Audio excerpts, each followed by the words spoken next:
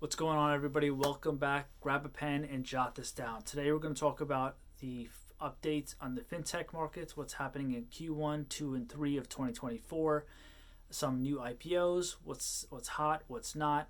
So far this year has been a very slow market for IPOs. It's an area where I've been focusing on because that generally tells you where the rest of the industry is going. That's really the private markets. The public markets tend to have great liquidity. It doesn't matter what kind of product you're investing in, what kind of product you're bringing to market. Everybody wants to invest in a great business.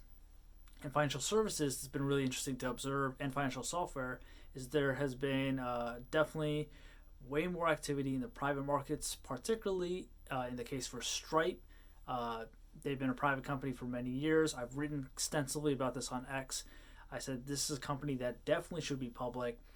Its entire cohort from YC in the 2014 era, all those major companies, Coinbase, Airbnb, all those major businesses, Box, Dropbox, all those guys have gone public.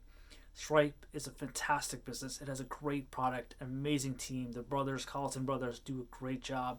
Developers love it. I use the product. A lot of people online love the product because of its simplicity. They're increasing the GDP of the internet, which they've definitely been doing.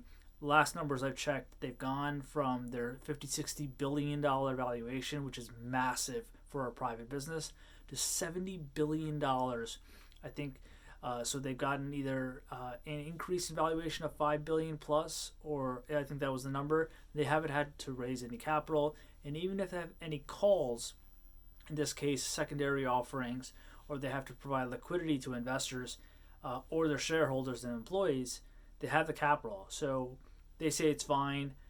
I think in this specific circumstance, there have been other acquisitions that have happened in the financial software space in the public markets that show indication that the investors, retail investors, institutional investors, have a strong appetite for Stripe. Airbnb uses Stripe, and it's a global platform. It's a very profitable business. I imagine Stripe is in some similar, I think Airbnb is around that $100 billion valuation. Stripe is probably in that same bucket. And they have the earnings power and the growth power, because if you want to look at Visa, MasterCard, Square, PayPal is doing very well. A lot of these companies are definitely competitive. They're definitely providing the same or similar product offering and services. So it's pretty amazing to see it. I've seen other acquisitions. I've seen Envestnet getting acquired, I think by Bain Capital. OneStream went public through KKR, which is another private equity firm. A lot of these guys have a lot of appetite, a lot of serious demand, both from private buyers and sellers. I think the opportunity is slow right now.